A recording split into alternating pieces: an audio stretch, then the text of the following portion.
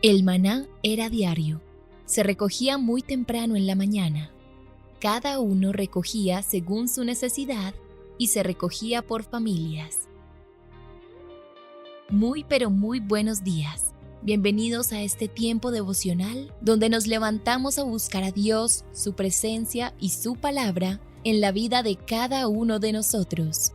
Maná, el alimento espiritual diario que no puede faltar en nuestras vidas. Conduce Carlos Ríos.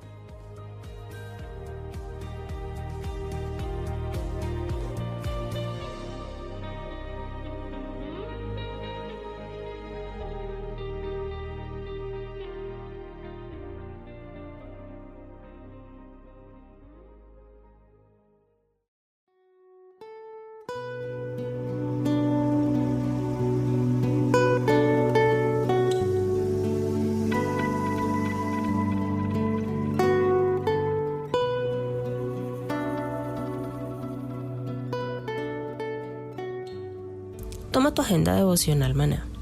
El pasaje sugerido para la lectura en tu devocional personal el día de hoy es Lucas 4, del 14 al 15. Estos dos versículos resumen el ministerio de Jesús de una manera maravillosa. Ahora que el Espíritu Santo mora en ti, tú puedes y debes también enseñar a otros del amor de Dios. Te invitamos ahora a que respondas las preguntas que encuentras en tu agenda que te llevarán a conocer cada vez más a Dios y crecer en tu vida espiritual. Al final de cada semana encontrarás las respuestas en nuestras redes sociales, Instagram y Facebook.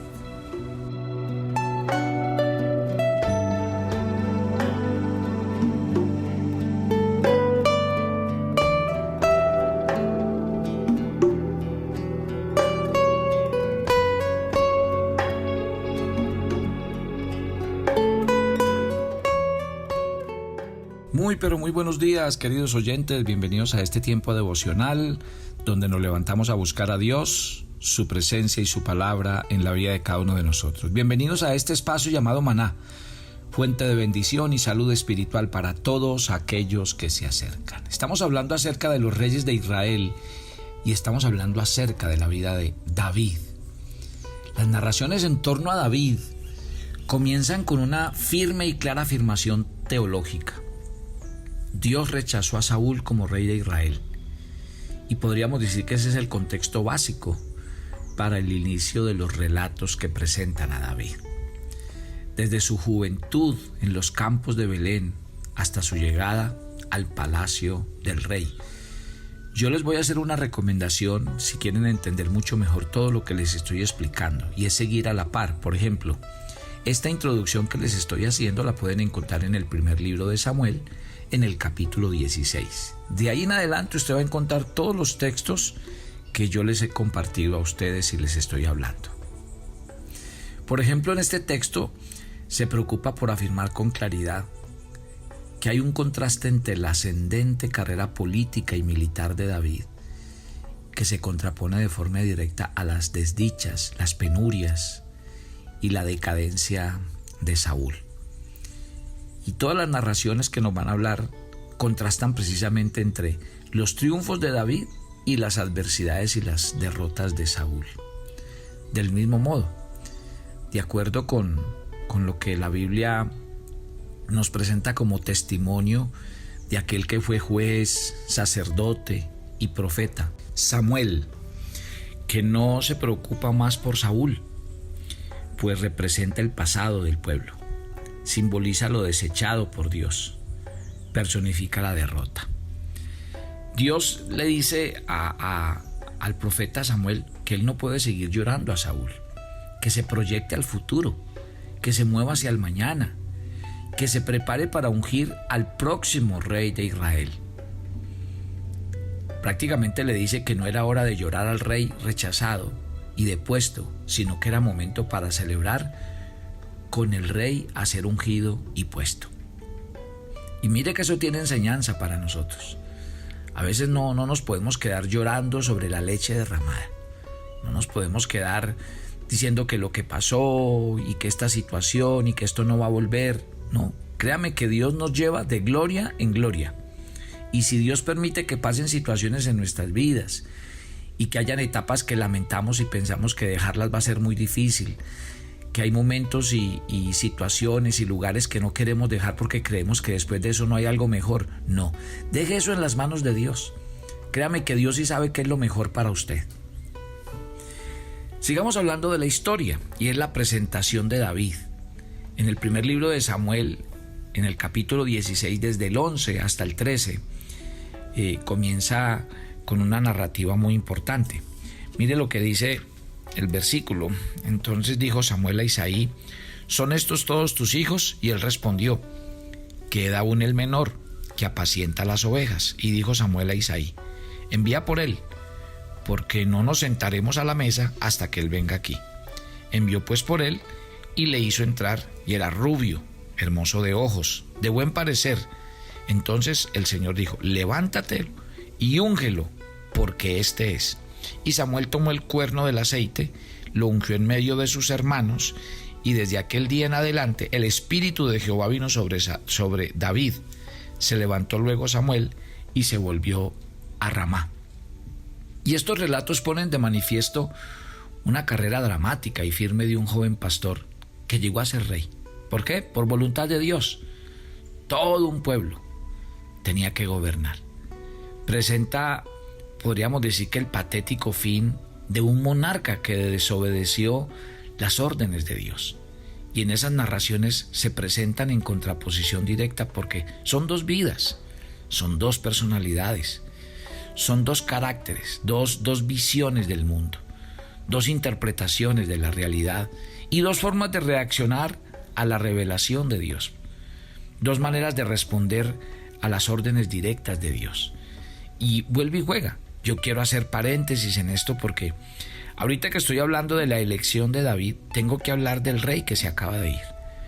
Y por eso les estoy diciendo que tanto Saúl como David representan dos vidas, dos caminos, dos maneras de enfrentar la vida. Fui muy enfático cuando terminé hablando de Saúl, cómo terminó, porque me parece que el cristiano debe entender que, oiga, una cosa es que uno haya sido elegido y escogido, pero si uno no se porta a la altura, si uno como llamado, elegido y escogido de Dios, que Dios en su misericordia nos tuvo en cuenta, nos tocó a la puerta del corazón, nos dio el regalo de ser hijos de Dios, nos dio el regalo de nacer de nuevo, si usted no responde a ese llamado y si usted realmente no valora lo que Dios le da para cuidar su salvación, para trabajar sobre ella, para que a través de las disciplinas espirituales usted vaya en ese camino, pues realmente Dios tiene que seguir sus planes. Yo insisto, una vez hay una expresión bíblica que se las expresé cuando hablé de Saúl, y es que les dije que Dios un día le dijo a través del profeta: yo venía hoy a confirmar tu reino, pero por tus constantes errores vengo a decirte que tu reino no va más. Imagínese, Dios venía, es que cuando Dios lo escoge a uno es porque Dios quiere con uno. Si Dios lo escogió a usted es porque Dios quiere con usted, no con otra persona. Pero también déjeme decirle una cosa: Dios no va a estar detrás de usted todo el tiempo, ni va a estar rogándole, ni va a decir: venga hijito, venga y perdónelo 1, 2, 10, 20 veces, y su actitud es estar en el mundo y en las cosas del mundo. También tengo que decirle una cosa, que Saúl representa que los planes de Dios se cumplen con o sin nosotros, y eso es muy duro entenderlo. Porque Dios quiere con usted, se lo advierto esta mañana. Dios lo escogió a usted y quiere con usted. Pero si usted no quiere, los planes de Dios tendrán que seguir. Por eso es que hago este paralelo. Y mientras empiezo a hablar de David, termino hablando de Saúl, porque me parece que el contraste es muy importante. Ya les acabo de decir entonces que la presentación se hace clara. Y Dios viene, escoge a David como rey. De aquí en adelante Dios mismo se revela a Samuel para que ungiera al nuevo rey, pero el sabio sacerdote y profeta, experimentado no solo en asuntos religiosos sino también en la dinámica política de Israel, se preocupa por la relación. De pronto él dice: yo sé que si yo voy a ungir a David como nuevo rey, siendo Saúl el actual rey, me voy a meter en un problema. Porque cuando él se entere que Dios lo ha rechazado, se va a venir es contra mí. y sobre todo que él se llegue a enterar que ya Dios le nombró un sustituto. Pero bueno, Samuel tenía que obedecer a Dios. La crisis se superó, según la narración bíblica, y Samuel se encuentra por primera vez con los hijos de Isaí. Lo acabamos de leer en el texto que acabamos de leer desde el versículo 11 hasta el versículo 14 del primer libro de Samuel. Samuel se encuentra con la familia. Dice que eran 7 hermanos. Identifica por nombre explícitamente en los versículos 6, 8 y 9 a Eliab, a Abinadab y a Sama. Y la importancia del relato se relaciona con una afirmación de gran validez y relevancia teológica en torno a la identificación y selección de David. Acuérdese que Dios es muy claro en este capítulo 16 de Samuel, en el verso 7, y Jehová le respondió a Samuel: no mires a su parecer ni a lo grande de su estatura, porque yo lo desecho. Porque Jehová no mira al hombre, pues el hombre mira lo que está delante de sus ojos, pero el Señor mira el corazón. Dios no se fija en las apariencias físicas, que son importantes para nosotros como seres humanos.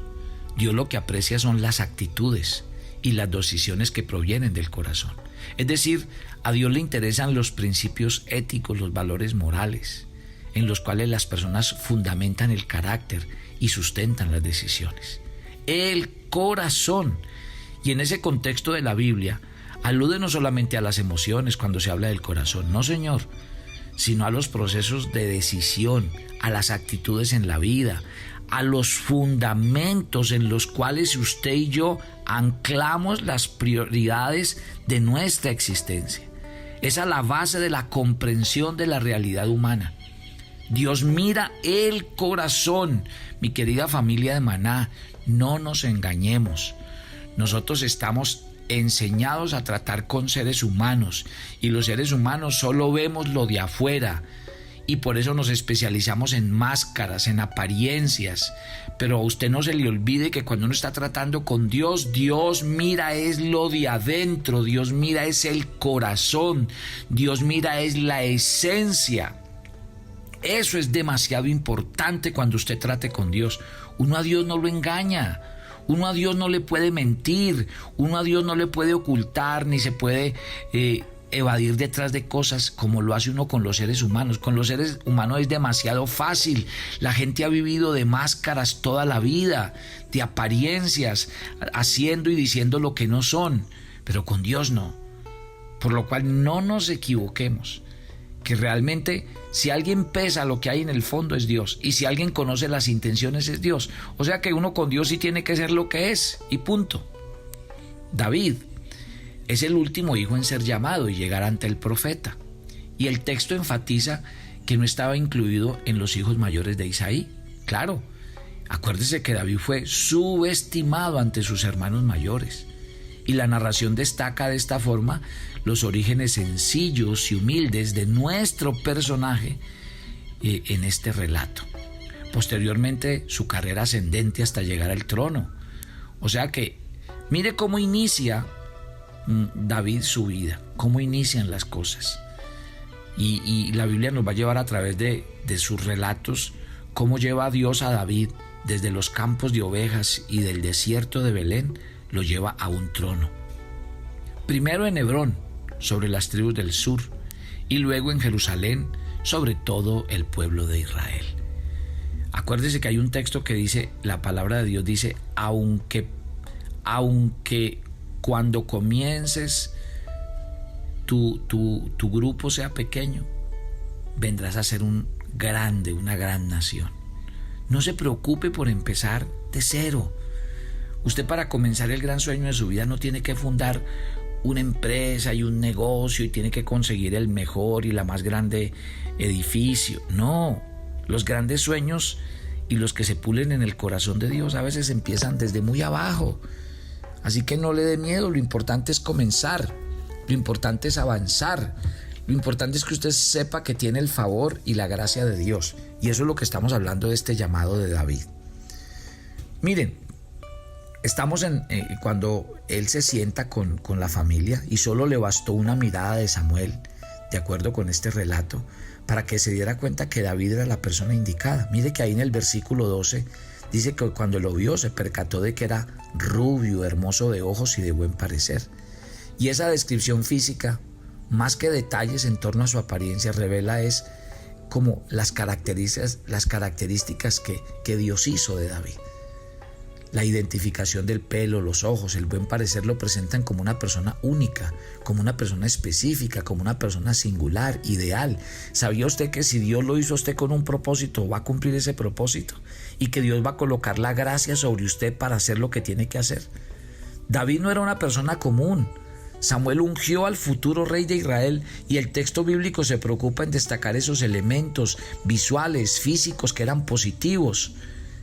Y la afirmación final de este relato también tiene un propósito teológico de mucho significado, porque mientras la primera declaración del texto fue cuando Dios rechaza a Saúl en el primer libro de Samuel, en el capítulo 1, la última de ese mismo capítulo fue que el Espíritu del Señor vino sobre David desde el día que fue ungido por Samuel. ¡Qué belleza!, ¿no? O sea que de forma explícita se declara la bendición divina que disfrutaba David a la vez que se prepara el camino para obviamente, todas las cosas que se le van a venir a David.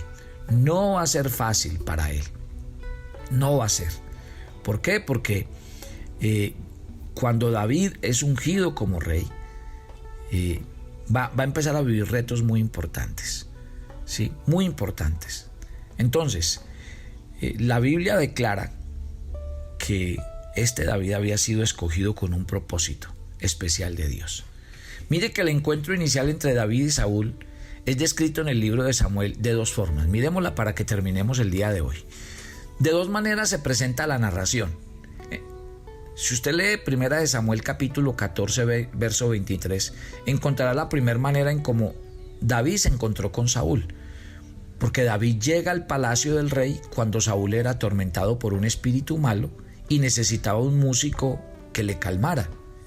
En cambio, en el segundo relato se indica ese encuentro básico se produjo en medio de una de las guerras contra los filisteos, cuando David llegó al campo de batalla a llevarle comida a los hermanos, en 1 de Samuel capítulo 17, desde el 12 en adelante. Y ambas narraciones ponen de relieve la importancia de ese encuentro. ¿Por qué? Porque David llegó de forma humilde, sencilla, al entorno del monarca, ya que mostraba señales de sus debilidades humanas y demostraba en sus actitudes que Dios no estaba con él, con Saúl. O sea que aquí miramos esas dos cosas muy importantes. Dice el texto en 1 de Samuel 16:14 que a Saúl lo atormentaba un espíritu malo de parte del Señor. O sea que el resultado directo e inequívoco del distanciamiento divino era el tormento, era la ansiedad, era el desajuste emocional, era la cautividad espiritual del rey Saúl. Tremendo, ¿no? Tremendo que, mire, Dios se apartó de Saúl y mire todo lo que pasó. Y yo insisto, familia, usted quiere ser un ser humano equilibrado, feliz, realizado, busque a Dios. Es que aquí no hay más, mire, no hay medicina, no hay tratamiento, no hay inyección, no hay nada. Usted lo que necesita es estar espiritual, póngame cuidado, si usted es espiritual hasta le sale más barato. Si usted es espiritual deja de vivir metido en tratamientos y medicinas y un poco de cosas, no las necesita, porque si usted tiene el favor de Dios y la gracia de Dios. En cambio, mire, tremendo, es que yo cada vez que veo el cuadro de Saúl, cuando Dios se apartó de él, digo, Señor, ¿por qué nosotros no caemos en cuenta que nosotros no podemos apartarnos del camino del Señor? Entonces, de acuerdo con el relato bíblico, ese espíritu maligno provenía directamente del Señor. Y para entender bien esta afirmación teológica, hay que estar consciente de que en ese periodo histórico se relacionaban directamente con Dios. No solo las virtudes humanas y las dichas de los pueblos, sino las adversidades individuales y las crisis que se vivían como nación. O sea que la figura de Satanás se desarrolló posteriormente en la historia del pueblo de Israel y posiblemente proviene de la época que que prosigue al exilio en Babilonia en el periodo de la restauración nacional. Ese espíritu malo, según el texto bíblico, atormentaba a Saúl y le impedía funcionar de forma adecuada, actuar de manera efectiva en el reino. Sus criados, todos los que estaban a su alrededor, al percatarse de la crisis, le recomendaron que buscara a alguien que supiera tocar el arpa para que le ayudara y le calmara. En la antigüedad la música no solo era una forma de entretenimiento, se los dije ayer, también se le atribuía la paz y la tranquilidad de las personas. Y de acuerdo con el relato bíblico, los sirvientes del rey creían que Saúl podía mejorar si le traían algún buen músico. Y ese fue el entorno principal de la llegada del joven David al reino de Saúl. Le llamaron para que sirviera de músico y con su música le ayudara en el ambiente del rey. Bueno, dice la Biblia que Saúl mandó a buscar a David, que estaba en el campo cuidando las ovejas de su padre, e Isaí respondió mandando a su hijo. Lo mandó con regalos, con un asno cargado de pan, de vino, de un cabrito, de presentes para el rey. Claro, el papá de David quería manifestar su aprecio al rey. Claro que sí. Y según se pone de manifiesto en la narración, ojo con esto, y con esto termino. Mire que el primer libro de Samuel, verso 16, verso 21. Saúl amó a David, tanto y tan pronto como lo vio. Ahora, ese tema es muy, ¿cómo lo llamo? Muy recurrente en las narraciones bíblicas con respecto a David, porque ahí no dice que no solo Saúl lo amó, lo amaron Saúl, lo amó Jonatán, dice el primer libro de Samuel 18:1, lo amó Mical en el primer libro de Samuel 18:20, y lo amó todo el pueblo en el primer libro de Samuel 18:15. De esta forma reiterada, la Biblia habla de su popularidad. Pero sobre todo yo diría de algo muy importante, familia. ¿Sabe qué es? La gracia que Dios pone sobre un hijo suyo. Este relato es muy interesante, porque David halló gracia ante los ojos del monarca, gracia ante los ojos de las personas. Y creo que ahí empieza una carrera ascendente para David. ¿Usted por qué no me acompaña a orar? Papito Dios, gracias por este día. Y yo quiero rogarte que esta historia ponga de relieve aspectos muy importantes en nuestra vida. Déjanos volver a oír este audio y volver a repasar esos elementos críticos importantes que debemos aprender en nuestro diario vivir. Señor, que este alimento espiritual que está llegando cada mañana a nuestras vidas no sea solamente para oírlo. Yo te ruego que esto sea para tomar decisiones, para hacer cambios, ajustes. Habla a cada persona con este audio. Y no solamente a estas personas, sino a los que ellos envían y reenvían. Porque yo sé que este audio está llegando a cientos y miles de vidas, de gobernantes, de personas que tienen liderazgo. Gracias por este día, nos encomendamos a ti, pedimos tu bendición y gracias por cuidarnos y sustentarnos. En Cristo Jesús. Amén y amén. Y mañana seguimos con esta interesante historia. Bendiciones para todos.